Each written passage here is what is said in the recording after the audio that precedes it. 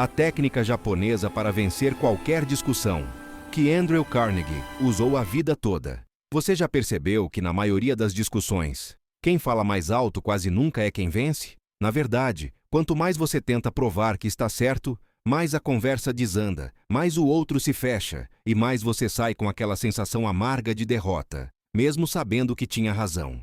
Mas e se eu te dissesse que existe uma técnica silenciosa, quase invisível, usada há séculos no Japão, e que um dos homens mais poderosos da história do capitalismo usou durante toda a vida para vencer conflitos sem levantar a voz, sem humilhar ninguém, e quase sempre saindo como o vencedor? Hoje, você vai entender por que discutir é perder, e como essa técnica muda completamente o jogo. Mas atenção, isso não é sobre manipulação barata, é sobre controle emocional, estratégia e uma forma de poder que quase ninguém percebe. Andrew Carnegie não nasceu rico. Ele não veio de uma família poderosa. Ele não tinha sobrenome influente. Ainda jovem, era subestimado, ignorado, interrompido em reuniões e tratado como alguém que falava demais. Até perceber algo que mudaria tudo. Quem reage perde o controle. Quem controla o ritmo, vence. Enquanto outros empresários gritavam, pressionavam e ameaçavam, Carnegie fazia algo que deixava seus adversários desconfortáveis. Ele ouvia, mas não um ouvir passivo, era um ouvir estratégico. E é aqui que entra a técnica japonesa. No Japão, existe um princípio ancestral chamado Ma.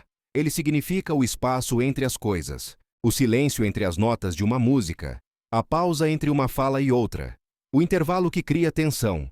O Ocidente tem medo do silêncio. O Japão entende que o silêncio fala mais alto do que qualquer argumento. E Carnegie entendeu isso cedo.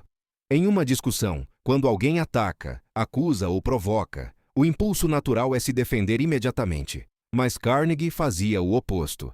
Ele deixava o silêncio entrar. E esse silêncio criava algo poderoso, desconforto psicológico.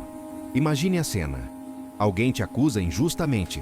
Você espera a reação, espera a defesa, mas nada acontece. 5 segundos, 10 segundos. O silêncio se torna pesado. Nesse momento, o cérebro do outro começa a trabalhar contra ele mesmo. Será que fui longe demais? Será que estou errado? Porque ele não está reagindo. A pessoa começa a preencher o vazio sozinha e geralmente se entrega. Essa é a primeira camada da técnica. Nunca interrompa um ataque. Deixe o outro se revelar por completo, mas a técnica não para aí. Após o silêncio, Carnegie usava uma segunda arma ainda mais poderosa. Ele concordava parcialmente, não com o ataque, mas com a emoção. Em vez de dizer, "Você está errado", ele dizia algo como, "Entendo por que você vê dessa forma." Isso desarma instantaneamente, porque o cérebro humano entra em curto quando o conflito não encontra resistência. Sem oposição, não há luta. Sem luta, não há vitória do outro lado. Aqui está o ponto que muda tudo. Discussões não são vencidas com argumentos, são vencidas com controle emocional. Quando você argumenta, você valida o campo de batalha. Quando você controla o clima, você muda o jogo. E Carnegie fazia isso repetidamente. Empresários mais agressivos saíam das reuniões exaustos, com a sensação estranha de que falaram demais, e revelaram mais do que deveriam. Carnegie saía calmo, no controle, com a vantagem.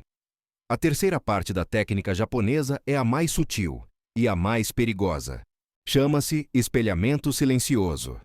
Depois de ouvir tudo, Carnegie repetia parte do que o outro disse, mas em forma de pergunta. Algo como, "Então, o que mais te preocupa é isso?" Quando alguém escuta as próprias palavras voltando, o cérebro entra em modo de revisão. Muitas vezes a pessoa percebe sozinha que exagerou, se contradisse ou foi injusta. Você não precisa atacar. O próprio discurso do outro se desmonta. Agora, preste atenção nisso. A maioria das pessoas perde discussões porque quer vencer rápido. Carnegie vencia porque tinha paciência. Ele entendia que o silêncio cria poder, que ouvir cria autoridade, e que quem se apressa, entrega o controle. Essa técnica funciona em qualquer lugar. No trabalho, no casamento, com clientes, com sócios, até com pessoas manipuladoras, porque ela não depende da reação do outro. Depende do seu autocontrole. Mas existe um último detalhe, o mais importante, que Carnegie guardava como regra de ouro. Nunca humilhe quem está discutindo com você. Mesmo quando vencia, ele deixava o outro sair com a sensação de dignidade. Porque pessoas humilhadas voltam para se vingar. Pessoas respeitadas voltam para negociar.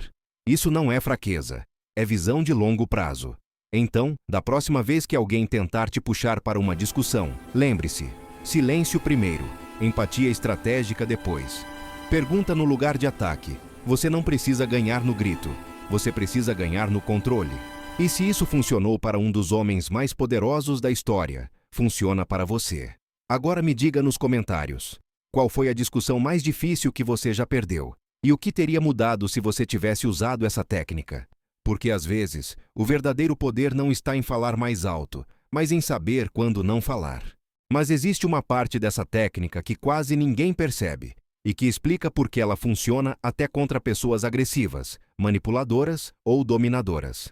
Andrew Carnegie entendeu algo que hoje a psicologia confirma. Quem perde o controle emocional tenta recuperar poder com palavras. Por isso, quando alguém discute com você, ela não quer resolver o problema. Ela quer sentir que está no controle. E aqui está o ponto crítico. Quando você não reage, quando você não se defende imediatamente, quando você não tenta vencer, o outro perde o chão, porque o jogo que ele preparou simplesmente não acontece. Carnegie chamava isso, de forma não oficial, de deixar o outro cansar da própria voz. Enquanto o adversário fala, insiste, repete, se exalta, ele gasta energia emocional. Você não, você observa. E quando finalmente responde, não é com emoção, é com clareza. Nesse momento, algo muda completamente. Quem parecia forte começa a parecer impulsivo. Quem parecia confiante começa a parecer inseguro. Quem atacava agora se justifica. E perceba, você não venceu discutindo, você venceu não entrando na discussão. Existe um erro fatal que destrói qualquer tentativa de usar essa técnica: querer dar a resposta perfeita. Carnegie nunca buscava a frase perfeita, ele buscava o momento certo, porque o timing vence o argumento. Às vezes, a resposta mais poderosa é uma frase curta, simples e calma, como: talvez eu não tenha pensado por esse lado ainda. Isso mantém o outro falando, e você observando. Agora, pense nisso com honestidade. Quantas discussões você já perdeu não porque estava errado, mas porque falou cedo demais? Quantas vezes você entregou o controle só para provar um ponto? A técnica japonesa, usada por Carnegie, não te ensina a ganhar discussões. Ela te ensina algo maior. Te ensina a não precisar delas. E é por isso que essa técnica assusta. Porque quando você domina o silêncio, domina a escuta e controla o tempo, você nunca mais discute da mesma forma. Você passa a escolher quando falar, quando ouvir e quando simplesmente deixar o outro se expor. Agora eu quero saber de você.